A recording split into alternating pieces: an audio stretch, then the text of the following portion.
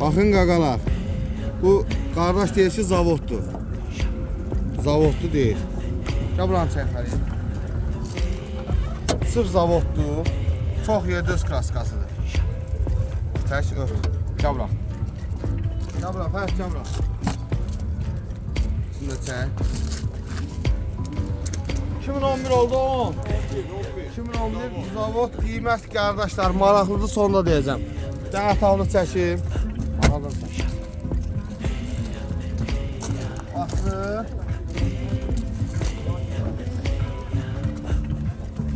Qiymət 10.500 manata deyir. 10.500 2011 zavod.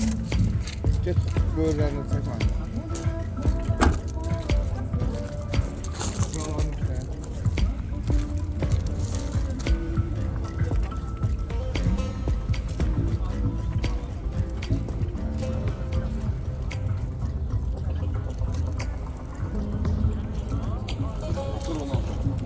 Çək, çək.